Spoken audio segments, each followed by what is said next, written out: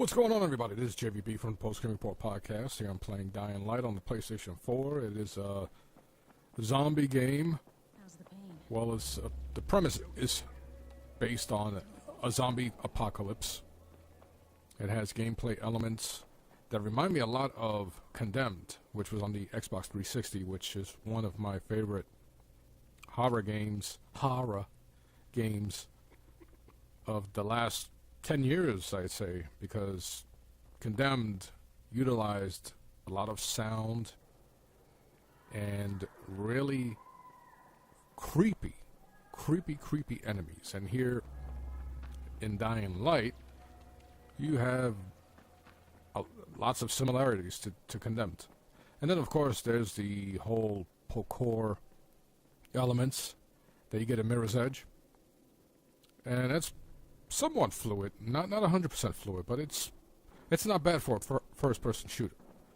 It kind of does a better job than Mirror's Edge, but once again, Mirror's Edge was the first to really bring all of that to the first-person genre.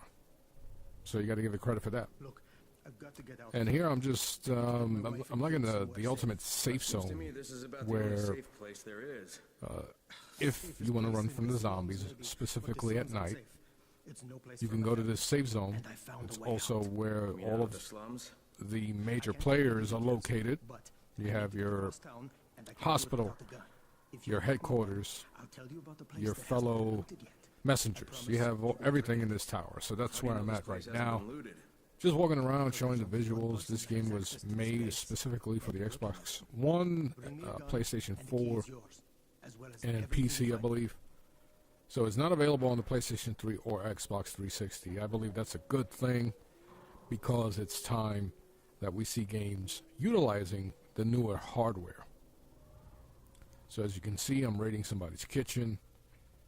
I'm looking through the homes. Like, this specific part is pretty cool because the kids are learning a nursery rhyme. And the only thing that I'm a little worried about is that kid in the back with the stick. Like, is he the monitor? Like, is he telling, like, is he like making sure that the kids are paying attention and listening to the teacher? Because that was pretty scary, that little kid was pacing back and forth with a stick.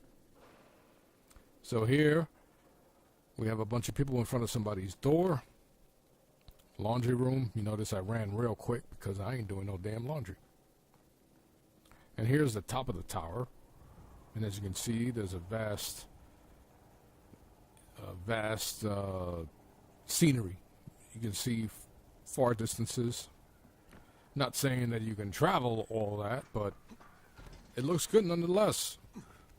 It's not the most visually heavy next-gen title or current-gen title, but when you consider all that you can do, it's really nice looking. There are moments where I look at this game and I'm like, wow, this game really looks spectacular. And then there are other things where you can see they cut a few corners. That seems to be the theme of this generation so far. There's a lot of cutting corners, making sure the game comes out when it's close to completion. Now, I will say, this game did not begin the year the way 2014 ended, meaning that there wasn't a bunch of patches that needed to come out for Dying Light. There wasn't any game-breaking glitches or anything of that sort. So for that, I'm very happy. But anyway, I'm gonna stop commentating. I can't really review this game, but I'm pretty impressed. I like it, which I didn't think I was gonna be able to like it, simply because it's another zombie game. Now, there's nothing wrong with that, but we've had our fair share. What I like is that I can collect a lot of items and craft items, maximize my, or do certain things that will maximize my character's abilities. And then you can unlock safe houses and things like that. You don't necessarily have to kill zombies. You can run from them. They're slow, with the exception of the zombies at night, who look like the vampire from Blade, or a mixture of the Predator. It's they're pretty intimidating and scary. They're fast. They can climb, and they'll come at you in a group. And it happens at night, so it's pretty funny. I actually went through a specific segment where I was in a safe house. I had to run back to the tower at night, and these freaking, I believe they call them violent zombies or something.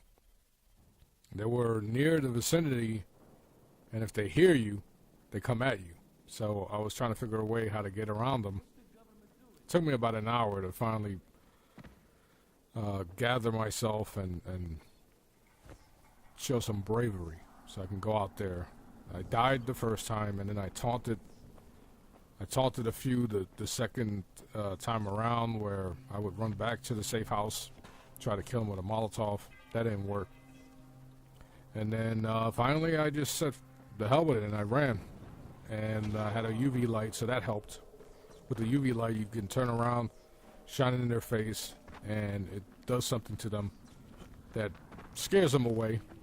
And that gave me a little time to, for my character to catch his breath, so he can continue to run, because you do have stamina, and I'm assuming that will build up as you gain more experience points or skill points. But anyway, I'll let the rest of the gameplay continue. Thank you for watching my video, and let me know in the comment section below what you think of Dying Light, if it's one of those sleeper hits of 2015.